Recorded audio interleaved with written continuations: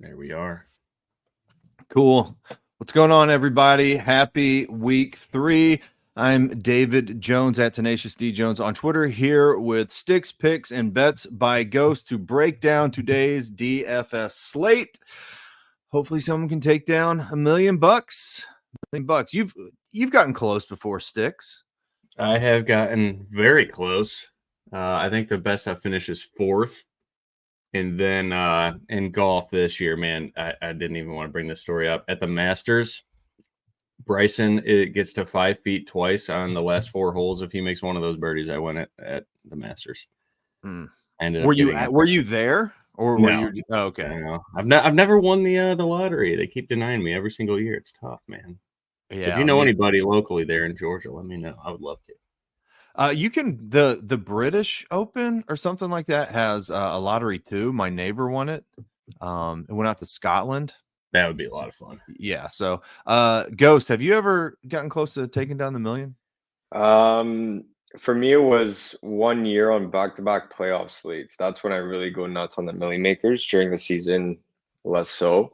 But in playoff slates, Stix knows over the years, that's definitely my jam. And it was in back-to-back weeks. I think it was 1 week I finished like 7th or 8th, and then following week I cracked top 5, but never hit number 1. It's bound to happen for all of us soon enough.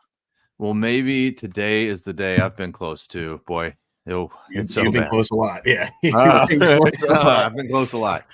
Maybe we'll get close again today. Let's start off with just like overall slate thoughts. There's a ton of injuries. We're getting Justin Herbert news right now. You've got Heineke warming up, only quarterback on the field as of 10 minutes ago. I don't know if that's changed. So we're going to have to see what happens there going against the Steelers. Maybe throw the Steelers D into some of your DFS lineups. Pretty much either way. But what's your overall thought on this slate today? A lot of chalk sticks.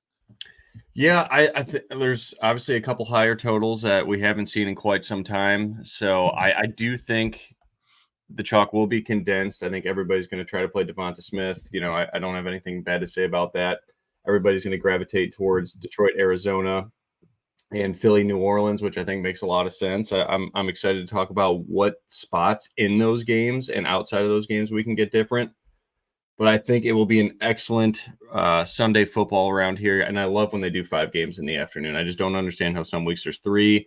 And the one thing I would like to pitch the NFL, let's do some staggered starts, man. Let's I set up 3 screens, one for like whatever game my quarterback and my GPP lineup's playing if they're a noon start for Central Time.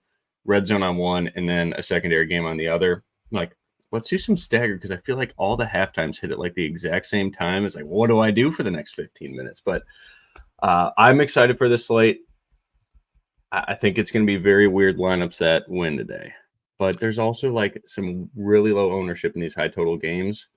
I talked about it in the 1st and 6th podcast. It reminds me a lot about that 2018 week 8 or 9 when the Rams were at the Saints, and I just game stacked the shit out of that game, and that was the best week of DFS in my life to this date. So I'm going to build very similar to how I did then. I think the 3-2 stacks are back this week. All right. I like it. Ghost, how are you feeling overall about this slate? Are you going to jam in some of the chalk? We'll get to all the plays, but just overall feeling. There's clear-cut chalk, especially at the running back position. I mean, we talked about Jordan Mason last week and how DraftKings kind of dropped the ball a little bit, even FanDuel as well, on his pricing, given that it was pretty much a foregone conclusion that CMC was going to be ruled out. And he's not all that much more expensive this week. And now we got Deebo Samuel and George Kittle also not playing. So there's going to be massive chalk, and it's bound to either work out extremely well or a lot of it's going to flop. And there's oftentimes in scenarios like this, there's nothing in between, right? So for me, my approach to this slate was really just planting my flag on certain games. And there were quite a number of these that I just crossed off entirely. I got 0 exposure to quite a few of these games, and I'm not concerned about that whatsoever. There's about 3 or 4 games that I'm really highlighting here as much as possible. All right, well, let's go through them. Let's start with the quarterback position. I'll start off with Stix picks. Where are you going at quarterback? Give me 1 or 2 guys. You're muted. Can I give you? All right, if I have to choose one or two, Well, just give me whatever you want to give me. right, cash. I'm going with Kyler Murray. I think he's probably going to be the highest owned. I'll sort by ownership here. That's what I'm seeing. Him or Jalen Hurts going to be the highest owned. I'll take the discount on Kyler Murray. In GPPs, I'm seeing Jared Goff under 5%. I'm going to go there. I'm seeing Dak right around 5% and Caleb Williams at like no ownership. So those are my three: Jared Goff, Dak, and Caleb Williams for GPPs. Yeah, Goff didn't work out so great for us last week. It was a good spot. It just didn't happen. I mean, dude, Ghost and I were talking about that. I'm sorry to interrupt, but dude, you guys like were on the nuts. He had 50 pass attempts. Like any other day in the world, that is a 25 plus fantasy outing just by volume alone. So that's rough. I mean, what do? You identify the right spot. They still have to go out there and get it done, right? So hopefully, it was a great play. It was a great play. Yeah, hopefully we can. I mean, Amon-Ra St. Brown had a very good day, but he just got passed by one or two other guys. It doesn't matter. It's over. Week 3. Ghost, where are you at on quarterback today? I'll leave the mid-range to Stix. I'm definitely in agreement there with Kyler Murray for cash games. I'll call it a luxury because it is with the number of priority position players there are for your cash games today. It does end up being a little bit tough to get Kyler Murray, depending on if you want to play someone like Juwan Jennings or Jalen Naylor or one of these punt-esque wide receivers. So if that concerns you a little bit, then you probably won't have the luxury of getting to Kyler. Which leads me to my cash game quarterback and also one of my GVP quarterbacks. That's going to be Derek Carr. Yep. Whether the ownership is elevated or not, I just don't care. Kubiak's got that offense absolutely rolling, and this is a game that I definitely want exposure to. And Stix touched upon it earlier in the show when he was talking about 3-2 stacks. This is the perfect game for that. This is a game where everyone's playing Devonta Smith, everyone's playing Alvin Kamara. They're not really too sure about, playing Derek Carr with Alvin Kamara because it's the whole, I don't want to play my running back with my quarterback thing. Alvin Kamara is exactly what we touched on last week with Jahmyr Gibbs. He is the passing attack for the New Orleans Saints, right? And it's with all due respect to Olave there. I'm not an Olave guy. I have near zero exposure to Chris Olave this week, which sounds crazy considering I have a lot of Derek Carr, but that's the chalk in that game that I'm not playing. I got to get different with it. If Derek Carr is going to be pulling some ownership, Alvin Kamara is going to be pulling some ownership. I got to get different with it. Olave's the guy that I'm leaving to the side. I'm playing Shaheed, and I can't even say that. We'll talk about it in the tight end section because Taysom Hill's not playing, so it's pretty clear I'm going to be playing Juwan Johnson as well as a punt tight end. So absolutely love the New Orleans offense today. Dude, Alvin Kamara. Sorry again. I don't care. Go ahead. Alvin Kamara has like wide receiver props that are better than people priced in the 6K range. So like he is half man, half beast, half receiver, half running back. And that was the thing for me where Derek Carr's ownership is higher than what it trends to be for over his career, even just this season. Looking at last season, etc., and it's mainly because people don't like playing their quarterbacks with their running backs, right? When it comes to GPP stacks, but that's the perfect team where you absolutely can do that. It's the same thing with the Lions with Jahmyr Gibbs. It was like that last season with Baker and Rachaad White when Rachaad White was catching 4, 5, 6 footballs a game, and that's something that doesn't scare me whatsoever today. I'm going all the way towards the bottom of the pricing grid with Derek Carr, and then I'm going all the way to the top with Lamar Jackson. DJ did talk about Lamar last week. For me, it's really just less so about analytics, more so about eye test. This team's 0-2, man. Like your reigning MVP is 0-2. He doesn't want the football in anybody else's hands but his in order for his team to not fall to 0-3. And that's something that if you are fading it, that's something that would scare me. You have the reigning MVP that's not going to be going nuts on Slate, and at the end of it all, when it's 4 p.m. games are done or 3 p.m. for Stix. I know he hates when I always call it the 4 p.m. games, but when the 3 p.m. games are done, would it really surprise you to see Lamar Jackson at the top of the scoring grid, if not even 1.5x, maybe even double the next quarterback? It would not surprise me in the least. The rushing upside is there, and as good as Derrick Henry has been, and he's won me so much money over the years, everyone remembers the Titan stacks after Thanksgiving was something that we preached for years, and that made us a lot of money. Derrick Henry is still Derrick Henry. Lamar Jackson's not giving the ball to anybody else. He needs to win this game on his own. Real quick, what's a Titan stack post Thanksgiving? What's that mean? So Derrick Henry used to go absolutely ballistic as of Thanksgiving weekend.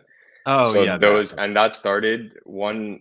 We had a Turkey Day slate where Tennessee was playing, and Stix and I were playing low owned Derrick Henry, and that was one of our best weekends combined together.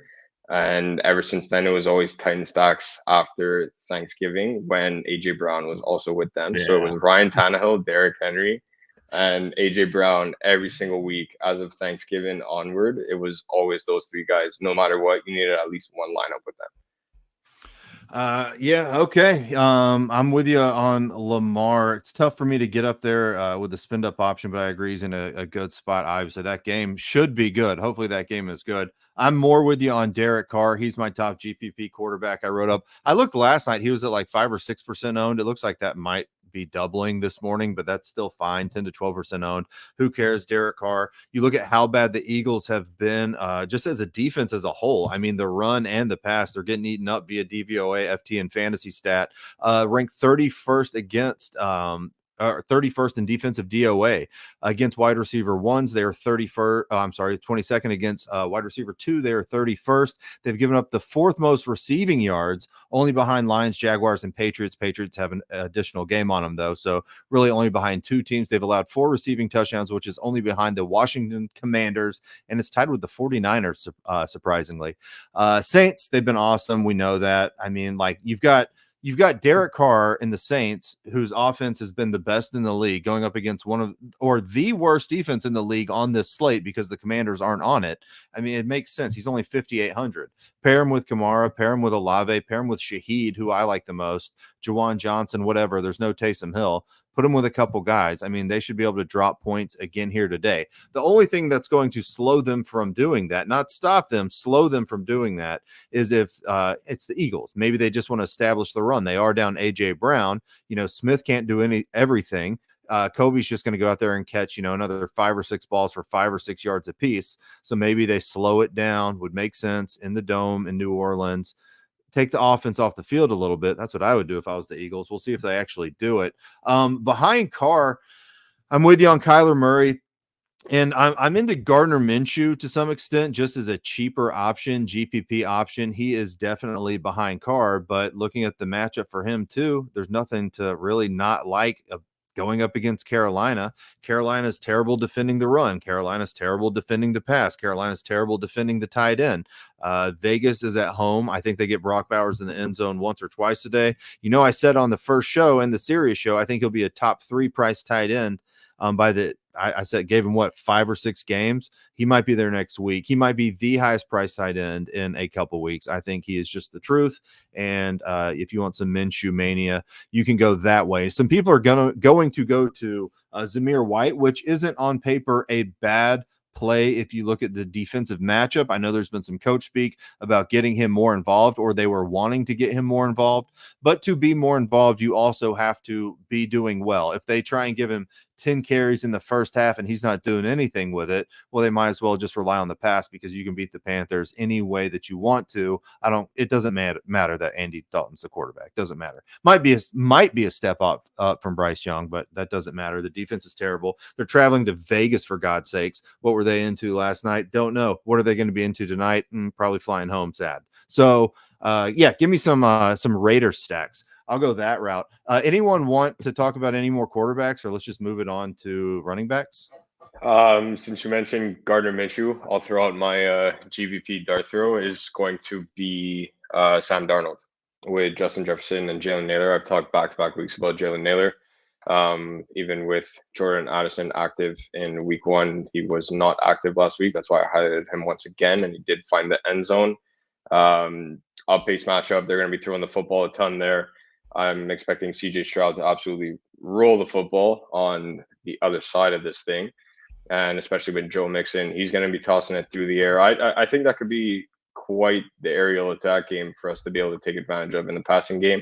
Obviously, it's a lot trickier on the Houston side of things, but I'll leave the primary run back option to Stix because I know he has one GVP wide receiver on the Houston side of things that he wants to highlight that I'm going to be using as my main run back. But Sam Darnold, that's my call of the day. Last week, Gardner Minshew won someone $1 million.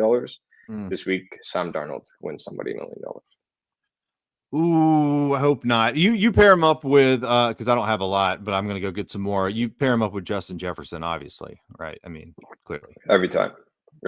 I just set a rule that if my lineup has Sam Darnold, it has to have Justin Jefferson. And I think in my Sam Darnold stacks alone, like my Jalen Naylor exposure is pretty high, but specifically to my Sam Darnold stacks, I think my Jalen Naylor exposure is upwards of 75%. I pretty much double stacked almost every Sam Darnold lineup I have with JJ and Naylor. Awesome. Just for everyone watching, if you want to go get all of the projections, if you want to get Stix Picks cheat sheet, if you want to get my main slate article, if you want to get all Ghost content over on Win Daily Sports, go over to windailysports.com. Promo code SICKO is going to get you 50% off. And it is really not that expensive. I think we're giving it away too cheap, and I want to change that. But for now, you can get it cheap and just go in there. Pick the plan you want. You can do it weekly, monthly, annually, whatever you want to do. Go in there before the price goes up because I am going to request that it does. Let's go on to running back Stix. I want to start with you over here. We've kind of touched on Jordan Mason. Just, first question is, do you just lock him in? Then second question is, where else are you going to go? Yeah, I'm gonna bite the Jordan Mason chalk. I'm cool with that. It's just such a good situation, such a good matchup. Guy's gonna get 20 touches. It's too cheap on DraftKings. Saquon, Alvin Kamara, you guys can do what you want there. I think my GPP difference maker is going to be Jahmyr Gibbs. So I can't play Alvin Kamara in my main lineup just due to pricing. And I think you guys kind of touched on it last week too. Like the only guy that really has the true skill set and potential usage, obviously David Montgomery being there is a little bit of a headache, but the only guy that can match like a ceiling Alvin Kamara game at the running back position is going to be Jahmyr Gibbs, especially in a total of 52 points. Like Jahmyr Gibbs is someone I'm extremely interested in. Love Jordan Mason. I'm going to fade Zach Charbonnet in GPPs. I'm okay if you go there in cash. I like Tony Pollard at 6K a little bit more. And then, I'm excited to get your guys' takes on it. Cam Akers at 4,700. I will lock in cash. I am not playing GPPs with Cam Akers. There's something about him that rubs me the wrong way. I don't think this is the Jordan Mason free square from a couple weeks ago. So that's kind of my way to get different is just not playing Cam Akers. I'll pay up for two mid-range guys like Jordan Mason, Tony Pollard, or Jahmyr Gibbs. Do you think that fading so I'm pretty high on the Houston offense, but not so much Cam Akers, certain pieces of the Houston offense. So by not playing Akers and just forcing in another Houston Texan, that's going to get you some leverage, right? Because Akers has to be coming in top 4% owned. Yeah. And I don't think if Cam Akers scores a touchdown, you have to have him, right? You just need him to not score a touchdown against a tough defensive line for the Vikings. It can happen. You're just rooting against it all day, right? Yeah. And then Devon Achane, I'm getting a lot of comments in the chat here. I'm okay in cash. I don't want to pick on Seattle. I know the usage was nuts when Tua got hurt. I just don't think this dude can handle 25 plus touches multiple weeks in a row. So like if paying 7K, that's kind of a game I'm just off. So I'd rather have Jahmyr Gibbs than Devon Achane. Like give me a much better environment in the dome with competent offenses and competent quarterbacks. Achane's going to be a fade for me for sure. But yeah, for Cam Akers, if he does score a touchdown, I just need it to be a relatively quiet day outside of that. But I think just going to CJ Stroud in the passing game is amazing leverage right here because that game could certainly go back and forth. Both those offenses look really good so far. Yeah, I'm with you. Stix, where are you going running back? Ghost. Yep, Ghost. So you mentioned leverage at some point in there. Mine's going to be James Conner. Everyone's playing Kyler this week, and for both of your sakes, I hope he does well. I'm a little underweight, so I'm hoping he doesn't go absolutely bonkers on me. But I'm hoping that Kyler has a good game through the air. He's going to do his standard 1-2 step in the pocket, and then he's rolling out and he's running from sideline to sideline. It's not. I'm just hoping the actual rushing upside is going to be just sideline to sideline and not vertical. That's where James Conner comes into play here. They got to keep Jared Goff in that offense off the field. Arizona's still at home. They did not get the respect that they deserved last week. They came out. They showed out. They had a great game. This offense looks good. So for me, concerns on the defensive side of the football, that's actually perfect for our GPP scripts here. We need it back and forth. James Conner for me is a guy that I can see easily getting 20 plus touches. And we talked about that with Devon A-Chain, maybe not getting 25 touches in multiple weeks per row, whether that starts this week or next week. Eventually, we don't know what's happening with Raheem Mostert when he's coming back. James Conner has a complete stranglehold on this backfield. It's back-to-back weeks where he had 19 carries and 21 carries respectively.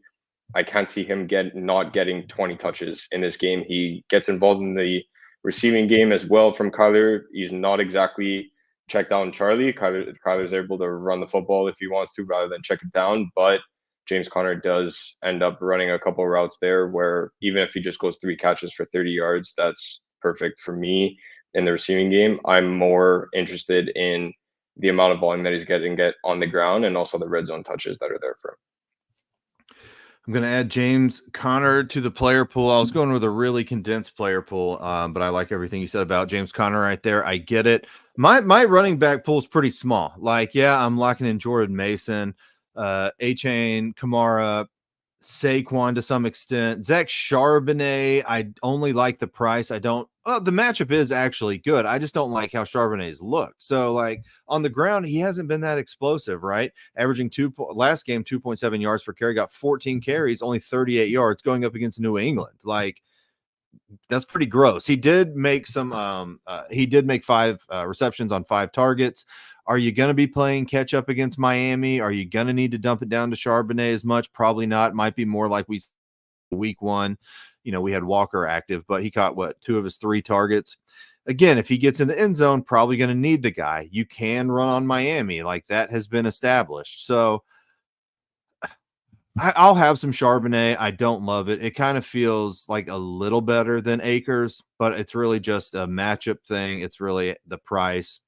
And you look at, you know, what Miami's done against the run, tied for second most rushing touchdowns allowed, which is only 3, but giving up 28.4 DraftKings points per game to the running back as a whole, not just one guy, running back as a whole, Miami is. So Charbonnet is okay. The other guys that I want to touch on here, pure GPP play, and I want to see your faces when I say the name, DeAndre Swift. I just want to see. Dude, I'm in. I think the Bears have a big day today.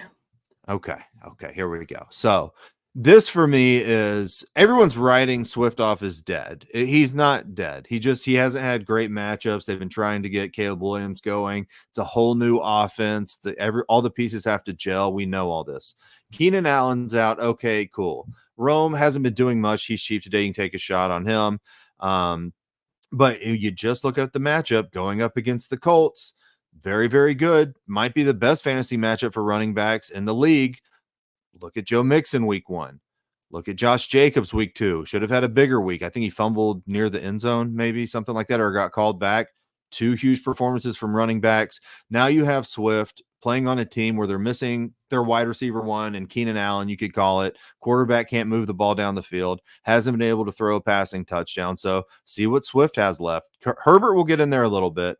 But Swift at low ownership, great matchup. Like, you know, I'm willing to take some shots there. Main team, probably not, but I'll take some shots on Swift. Last guy that I'll touch on here is in a bad matchup, but he is the rushing leader for the NFL, and that is J.K. Dobbins. So Dobbins is under 1% owned right now.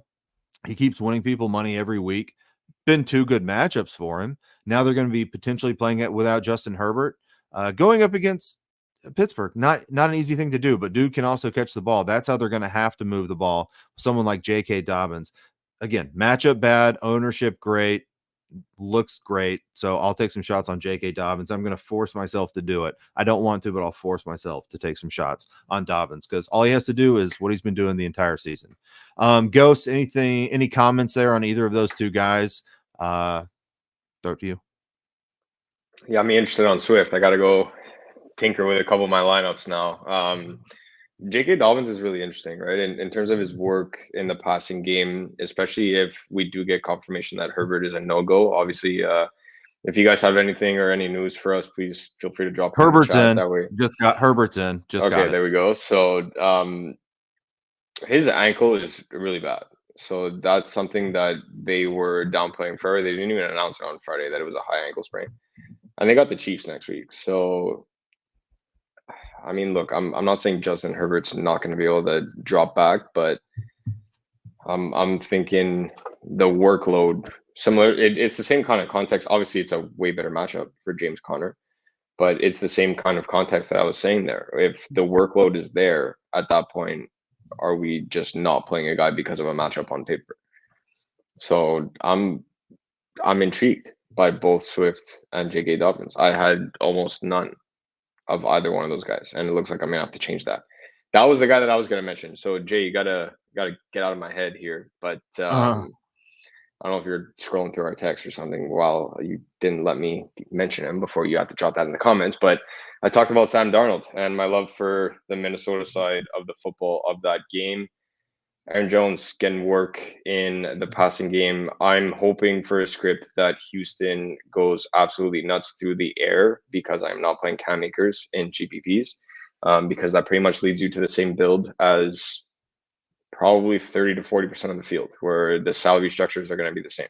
So I'm not playing Cam Akers in GPPs. You have to lock him in cash, but I want Houston to do their damage through the air. And I want Aaron Jones, Sam Darnold, Justin Jefferson, and Jalen Naylor to go to work for me. Last guy we should mention here is Zamir White. Great matchup on paper. I kind of talked about it at the top of the show that I'd rather probably take the aerial attack because that is what has been working for the Raiders, and everything works against Carolina.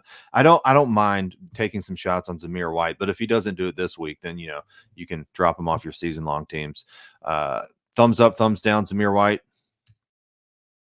Up, down. Okay, I'm split. So it the is only reason why, and I'm gonna be absolutely devastated for you when Alexander Madison goes 4 carries for -4 yards and 2 touchdowns somehow. That's just that classic Alexander Madison stat line.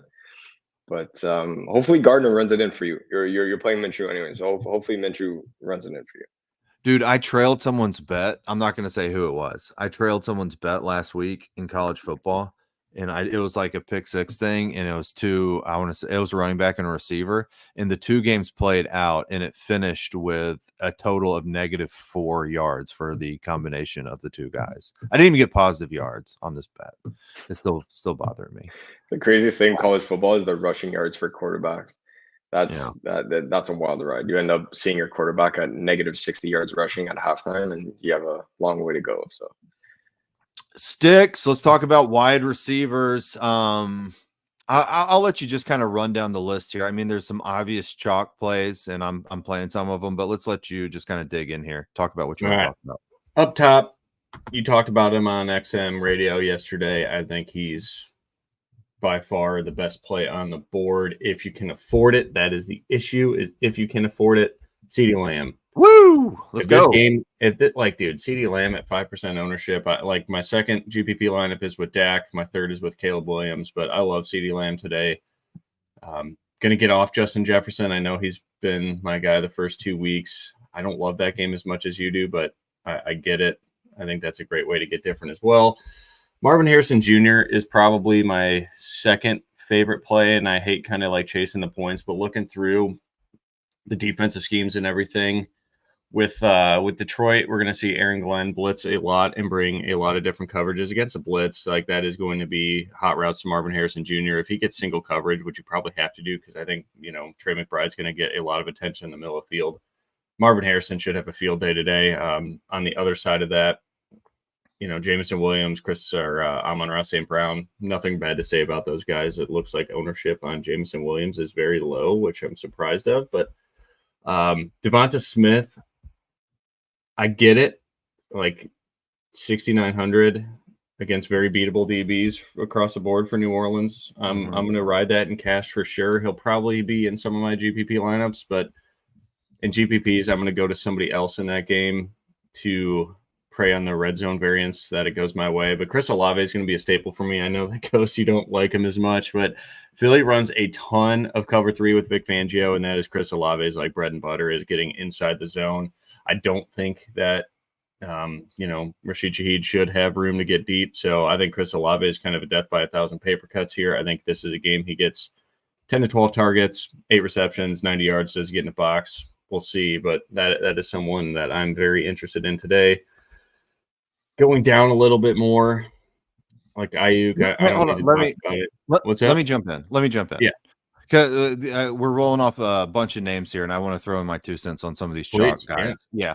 So as far as like Devontae Smith goes, like the price makes a ton of sense. If you look at the splits with no AJ Brown, 21.7 PPR points compared to 14.7. With Brown in, that's good. Gets about 2 more receptions, gets targeted a little bit more. Touchdowns haven't taken a big jump, but still, if you expect a back and forth, he should be able to pay off that price tag.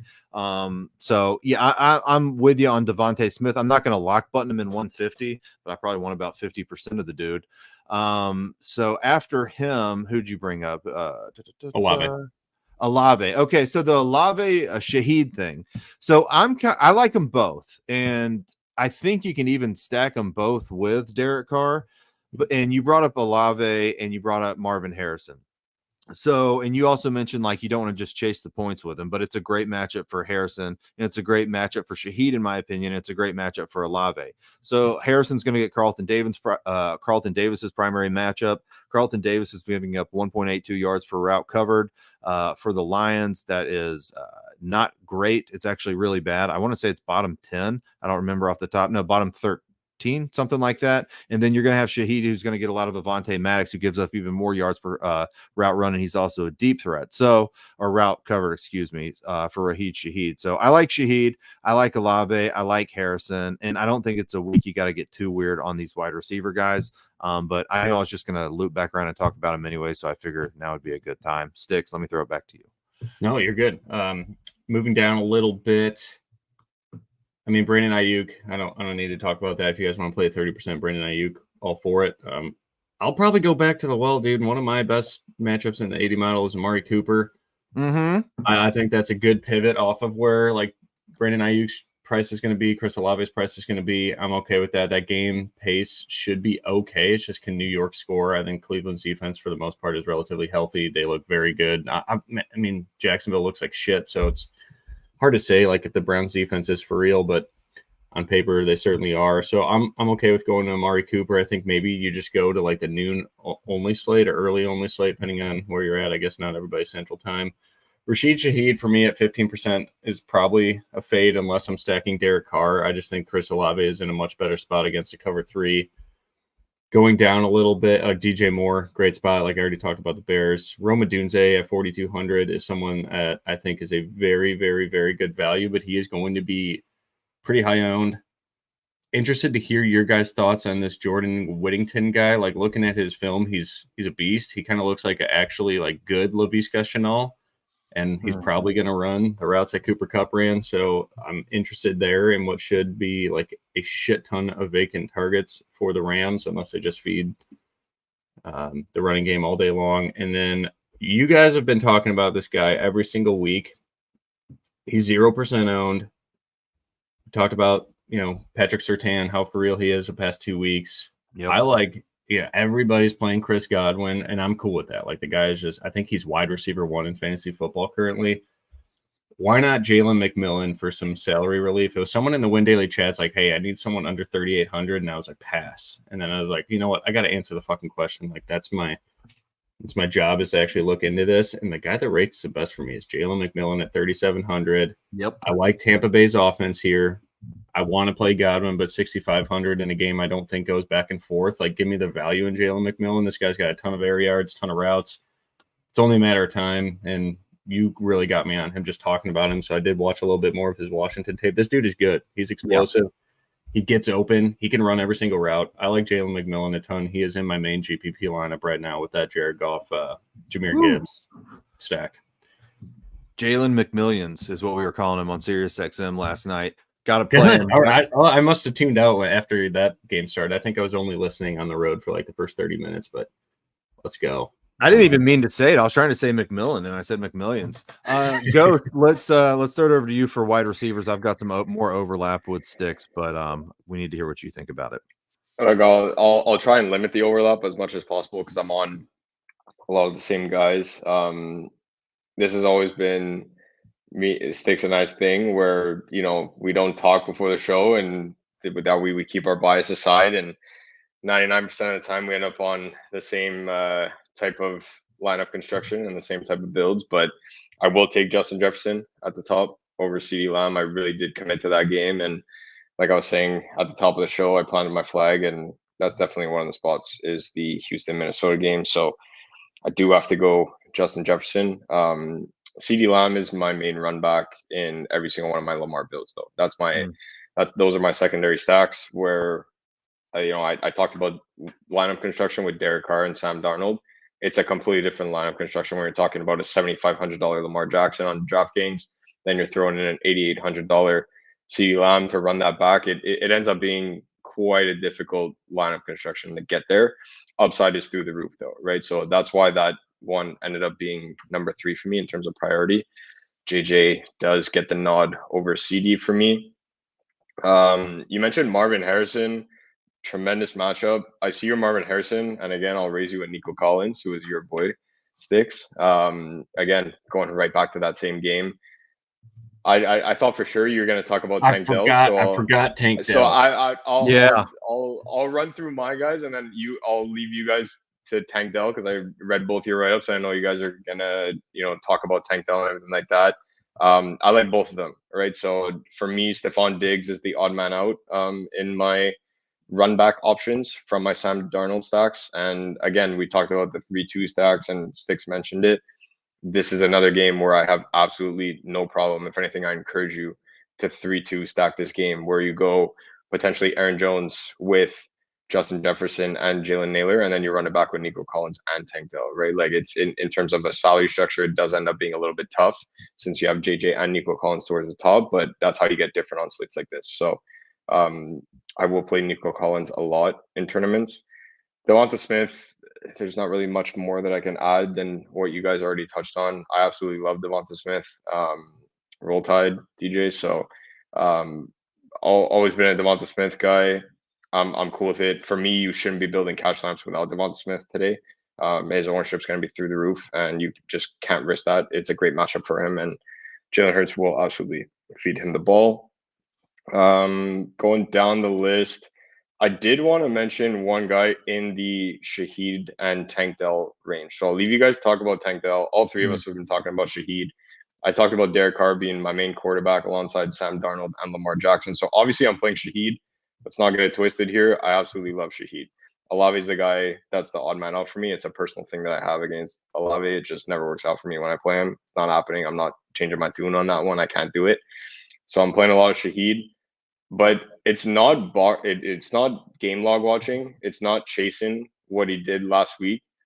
JSN has an absolutely ridiculous matchup in the slot against Miami this week. And when you talked about Zach Charbonnet in the running back section of the show, DJ, and you were saying that, the yards per carry are a little worrisome, does get a little bit of work in the passing game, but Vegas thinks this game stays close, right? Like it's not like they fully know Tua's out, Skylar Thompson starting under center.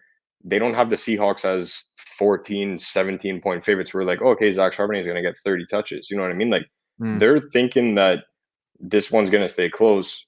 If we saw what happened last week with Kenneth Walker out, they really turned towards 3 wide receiver sets, getting their trio of alpha wide receivers out there at the same time with DK Metcalf, Tyler Lockett, and JSN. JSN through 2 weeks has been running out of the slot 85% of his routes, and he's always there. Right, it's 85% because he does spare Lockett from time to time in 2 wide receiver sets. But for the most part, if you're avoiding Charbonnet in tournaments and you're thinking, okay, the Seahawks go through the air in this one, you need to be playing JSN because if they're going through the air, they're running 3 wide receiver sets. The game is staying close. So the Dolphins have the highest target share allowed in the entire league to slot wide receivers, and they're bottom 5 in yards per route run to opposing slot wide receivers, and also yards per attempt. They're getting caught on deep balls. JSN is going to be able to turn on the back burners, and he's going to catch a deep ball today for a touchdown. It's 100% happening. So at 5,400, where everyone's concerned about the week 1 output versus week 2, and they're like, oh, okay, he absolutely went off. Now it's going to be a 1-2 thing. This is the matchup where he's able to repeat exactly what he did last week with double-digit targets. If that game is staying close, exactly what Vegas is saying, and Jay's showing love for Devon Achane, and if you want to get exposure to Devon Achane in DFS, or you want to get exposure to one of these Miami guys because you think that they stay in the game, JSN is my number one Seahawk today. If you're playing that game, none of the three of us are going to talk you off it.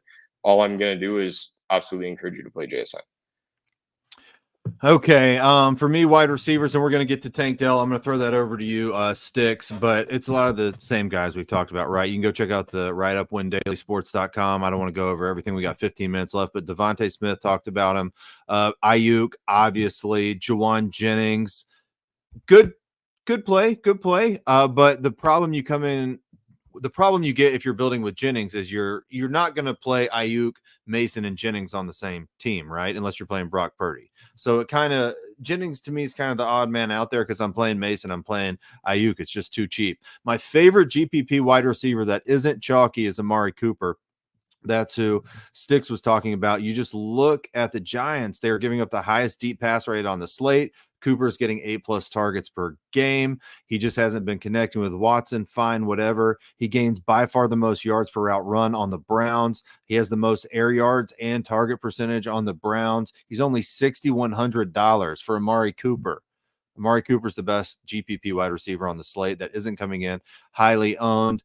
Tyler Johnson, Demarcus Robinson, read the write-up, like them both. Those are my two favorite Rams receivers. I just know they'll be on the field 100% of the time, and I think you're going to have more of a split, not a even split, but Whittington and Tutu Atwell will be going Whittington will be in more, but Tutu, if he's coming in, he's going to take away from Whittington, in my opinion, from what I saw last game when Coop went down. So Tyler Johnson, Demarcus Robinson, like those two. I'm going to take one single shot on DeAndre Hopkins because I'm a sick man, and he's supposed to be getting more snaps. Moving forward, they didn't say specifically this game more snaps, but moving forward, more snaps for him, who's been trying to work back into game shape from missing some of that offseason. But you've got Calvin Ridley, who's going to draw shadow coverage from Jair Alexander. That means that Hopkins is going to be open. That means that they can hopefully try and get that connection back from some bizarre throw that Will Levis has this week into Hopkins' hands. I think he can get in the end zone maybe twice. I think they just go straight back to him. I think Ridley is taken out of the game by Alexander. Other guys that I'll mention that haven't come up on the show, if there are any, and there is really not. Lamb, Jefferson, Diggs. I like Diggs. I like Diggs more than Tank Dell. And then Cortland Sutton, you can take a shot on if you're feeling sick too. Still the wide receiver one there. You just need Bo Nix to dial it in a bit. You need Cortland Sutton to start catching the ball. But I'll take Diggs over Tank Dell. You're going to take Tank Dell over Diggs, Stix? I'm going to go Tank Dell over Diggs, yes. It's just expensive for Diggs. And yeah. I think, against it, we're going to see a lot of cover 4 there too. And Tank Dell's his own killer. I love Tank Dell. And he's getting 2 to 3 touches. Also, for those that are Win Daily members, I did update the playbook for my cash game core. It is different now, or the Fab 5, whatever we call it. I'm going, never mind. We'll talk about it later. So, all right, look, I like Houston stacks today. I know the defensive matchup's tough, and I like Dell. I like Diggs. I'm going to put your boy Nico Collins third on the wide receiver chart. If you're just looking at like how they're going to line up today, I know he catches everything. He's probably getting shadowed by Gilmore. That's not great. I mean, I know you can beat Gilmore. And I know Collins is awesome, but I just think it lines up better for the other wide receivers, and you can have Stroud spread it around a little bit more there. But that gives me a good pivot point to get into tight end, because I have gradually been coming around to Dalton Schultz. I think Dalton Schultz is a good tight end play today. I think he's a great tight end play today. So Cam Akers is the running back. We don't love Cam Akers. We love the price, but we don't love Cam Akers. It's tough to run on the Vikings. I just spoke about Collins' tough matchup. Dell and Diggs are in fine matchups. They're not great matchups. They're fine. The best matchup going up against the Vikings is the tight end. So far this season, small sample size, whatever, I don't care. No one's playing Schultz. He's cheap. He's like $4,200. Vikings have allowed the 5th most fantasy points to the position so far this season, and no one's going to play the dude. So you're fading Akers. You can't get to Collins or Diggs. You don't have the balls to play Tank Dell. Go ahead and spin down at the tight end position, play Dalton Schultz. I think he's my favorite low-owned GPP tight end on the slate, Dalton Schultz. That's where I'm at. Let's go over to Ghost. Where are you at on tight end? I think a lot of people end up playing Trey McBride. There's a lot of love for the Detroit-Arizona game, and rightfully so. It's fully justified. I can't get there. The salary is just too high for me. I much rather play Brock Bowers at 5,400. That's my number one tight end in terms of exposure. I know you touched on Bowers' potential for not only DFS but for his career earlier in the show. So nothing much more to add there. That's by far my number one guy. He's my number one. He's my most highly owned tight end, just to get that out there. So and that's also the cash game tight end that I will recommend if you can get there. I know it ends up being a little tough depending on if you're playing Kyler, which wide receivers you're playing, if you're playing Kamara, if you're not. So if Bowers is the guy they have to leave aside, then by all means. But that's the guy that I'll recommend as your cash game tight end. For tournaments, I wish we didn't have to play Russian roulette with the Baltimore duo between Mark Andrews and Isaiah Likely. I'm taking a shot on Isaiah Likely with Lamar Jackson. I didn't feel comfortable playing. Like, do I pay $6,800 for Zay Flowers? Do I take a chance on Mark Andrews this week again? Am I going back to the well? Am I playing Rashad Bateman, hoping that he doesn't just go 3 for 30 and that he actually runs more than 10 yards down the field and catches a deep ball? Like, these are all things that I was like, you know what? If I'm chasing upside with somebody, it's going to be Isaiah Likely. I always like to get different at the tight end position. I feel like that's the best position to get super different. So in my Lamar stacks, I ended up going Isaiah Likely. And one of my favorite run backs in that game, and that's where, again, these 3-2 stacks end up coming in. Jake Ferguson is back for the Dallas Cowboys. And to me, as a Cowboys fan, it pains me to say that, you know what, the offense isn't what it used to be. It's still very, very good, but it's not what it used to be. Jake Ferguson is, without a doubt, to me, the clear-cut number 2 option in the passing game. Brandon Cooks has been stellar, consistent wide receiver throughout the last probably 6 to 8 years of his career, 1,000 yards every single season, multiple teams. I think it was across 4 or 5 teams by now. Brandon Cooks is great. For me, Jake Ferguson is the clear-cut number 2 option. I think Dak has an absolute field day today by getting Jake Ferguson back in his huddle with him. And I will be taking a chance on Jake Ferguson coming off that knee injury that thankfully he avoided, major one. Towards the bottom of the pricing grid, talked about earlier in the show, for me, it's Juwan Johnson. I'm not getting super cute today with a really large player pool at the tight end position. I'm sticking in that $4,500 range. Jake Ferguson, Isaiah Likely. If you want to play Mark Andrews, by all means, they're only $100 different. I'm playing Likely. Bowers is my top guy, a little bit more expensive than those mid-range guys. If you got to go to the bottom, for me, it's Juwan Johnson pairing with my Derek Carr stacks. Hey, who's running the show here? Why am I on the big screen? Is it one of y'all? Jay's hiding behind. Jay's hiding in the back. Wake up. Wake up. If y'all know how to fix that, do it. I don't. Tight end Stix. Where you at? We can go all equals. Yeah, there he is. Is someone messing with it? Okay. Yeah, go all equals. Go all tight end. You guys touched on everybody. Brock Bowers is probably the cash game play. His ownership's pushing 20%. Trey McBride's probably the safest play. I do worry about like the yardage peak here, but my GPP guy this week is going to be the Frenchman, Dallas Goedert. Everybody's playing Devonta Smith. Kellen Moore is a tight end whisperer in the red zone. It's only a matter of time before the red zone variance goes in favor of Mr. Goddard. And that will be because I'm not playing Devonta Smith in my main GPP lineup, so I'm going down to Dallas Goedert. Don't hate Colby Parkinson a little bit, just again for the vacant targets. I don't know how to handicap that situation for the Rams, but she'll get a lot of targets. Other than that, Eric Saubert? No, I don't think so. I think I'm pretty set on Dallas Goedert. I like the idea of Ferguson. His ownership's going through the roof now too. I think I'll sit and wait there. I like Mark Andrews. Sam Laporta. Like, does Sam Laporta win someone $1 million this week? He's too expensive for his recent production. It hasn't happened yet. Historically, we'd always play tight ends against Arizona.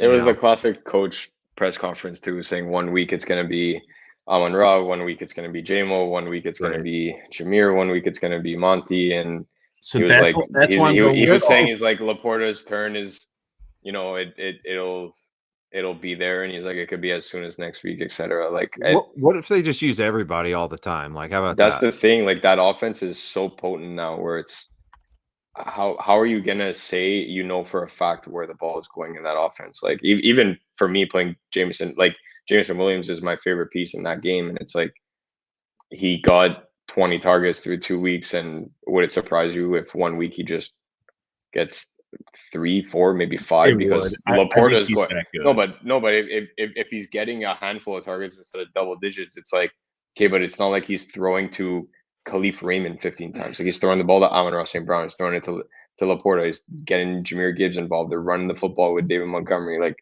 there's so many players in that offense that could go off, right? Where it's like Sam Laporta wins someone $1 million this week.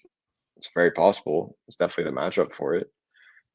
Yeah, I like Dalton Schultz too. I think that's a smart call, a great price. But yeah, give me Dallas Goedert. That's my my theory of this slate. To go back to David's first question, Is that you saw him wearing a Donald Parham jersey and a Kellen Moore offense? That's right. That's right. Except he's not 6'7", but he's an old man. But again, like getting the lower owned guys that have red zone variance in their favor in these high total games with a lot of ownership, I think that's kind of what I'm doing. I'm slightly zigging when everybody's zagging, but I'm still going to the same games. Dallas Goedert, end of story. That is my guy. Hey, why you laugh when I say Eric Saubert? Why would you put? I don't he's starting for the 49ers. He's like I only laughed because I knew he probably like threw up in his mouth a little bit the second you said it. Like that's why I started laughing. We've been doing this for so many years together where it's like at this point I know what his reaction is going to be. That's why I was laughing. He's like a serial blocker. Can he even not necessarily. I mean, you've got I'm not sure how to pronounce the guy's name. Tongs, whatever behind him. Isn't he more so of a blocker like than Yeah, so he should be used more in the blocking role, but you've had Saubert get in and get some targets at least. I mean, what are they going to I'm a sucker for tall people at that position. So I don't think he's going to I mean, I think he can pay off. I don't even think he has to do anything at 2,500, but I think he can get a few targets. I'm not going nuts with him. I like Schultz. If we played like what was he last week? 2,800 or 2,900 Tucker Kraft last week, and he went 2 for 20. If it was 3 for 30, you would have been pretty happy with a 2 or 3x there. So it's the same kind of concept here with a $2,500 min price tight end. Sorry, we got to move on. I have one very bad bet. I want you guys to know, like, did I fall for a trap? But I bet Kyle Juszczyk under 18.5 receiving yards. I feel like the books were just 18.5. 18.5. I was like, what? I've never projected him for more than like 11. And this is probably the day that you do want to bet him, I guess. But like, I feel like that's a book begging for an under. And I was like, fuck it. I'll give you your action on the under.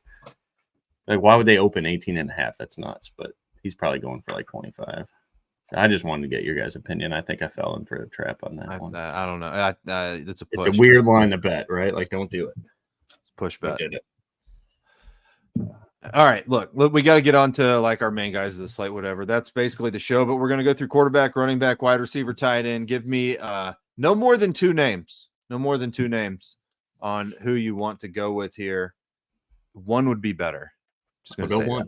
I know it's not going to happen, but I'll do one. Okay. Jared All right. We'll go Stix goes to me. Stix quarterback. Jared Goff. DJ, you taking our guy? I'm leaving him to you, so you better mention him. I'll go Sam Darnold.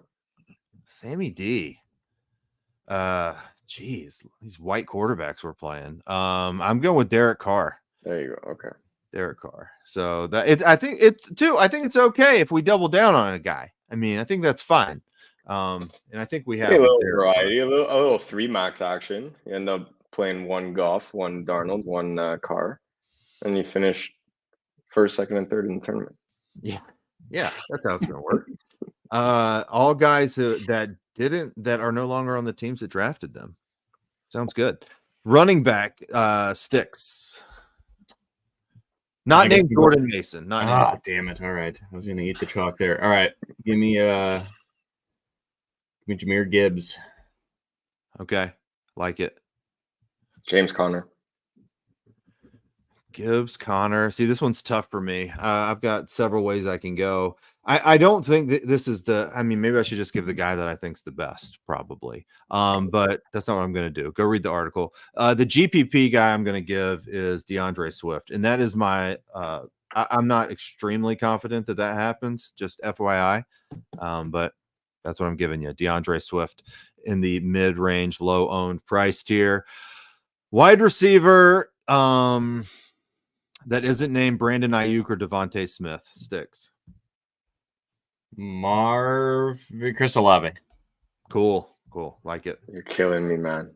You're killing me. Dude, it's him against cover 3, Ghost. You're killing me, man. You have it covered, though, if you're playing Carr. So it's like if Olave has a big day, you're not dead if you're playing Carr. But you're probably dead fading Chris Olave. Don't tell me that, man. But not all right. I had like a 20-minute rant about JSN. So JSN. Okay. I like that confidence. It's just Your radiating answers off are you. wild. All your guys are like 2% owned. I like it. Mm-hmm. All right. My favorite GPP wide receiver is Amari Cooper. I will mention that I think CeeDee Lamb gets the most targets and receptions today, by the way. All right. Let's go down to tight end. Stix, who's your tight end? The Frenchman, Mr. Godare. Good there. All right. Ghost. I'm taking the easy route out on this one after all my 1% owned guys. I'm taking Brock Bowers. Brock Bowers. Easy play. Love it. He's my favorite one, too. Yeah. My favorite GPP is Dalton Schultz.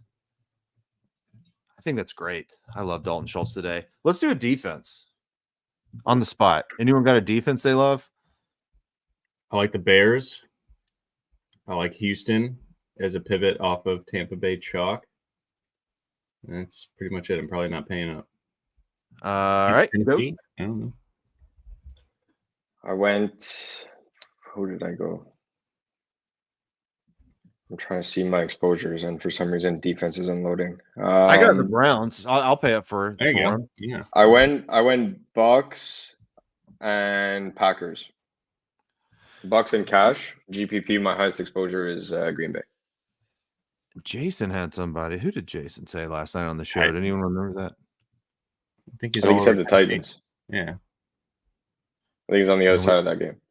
Which I'm cool with. I'm fading that game entirely. Like I have some Tony Pollard because it's a great matchup on paper, but I'm hoping that game is really low scoring. So I'm cool with either one of those defenses. What about the Cardinals at 23? You could do worse, right? And it's like there's going to be a lot of back and forth, and I feel like the modern state of DFS defenses get defenses in higher total games, right? Because of the actions there. Yeah, I'm so high on Goff, Gibbs, and Harrison, and fucking Jameson, and I'm not like I need Detroit to score this week, otherwise I'm dead in the water. And not beat Monty. Goff through the air or Gibbs. All right. Can we make an agreement that it goes to Jameson Williams? I'm cool with that. Absolutely. Okay. Roll Tide. I'm not cool with that. What? You're a Tide guy. Come on. The only time I like a Bama guy, you're not on it. I'm on Coop. Koopa Loop. Oh, that's fair. All right. I like that. Bring your green hat. Hey, bring your green hat. I love it. So, look, if you guys want to go, guys and gals want to go over the articles, the projections, use the optimizer over at windailysports.com. You have 1 hour to do so using promo code SICKO, 50% off, and I'm yanking it away soon. I don't know when, but I'm taking it away. So if you want in, go do it now. Yeah, it will be in the premium Discord answering questions. Hopefully someone can take it down with Jalen McMillions today. I like it. We'll see. All right. We'll catch y'all next time. See ya.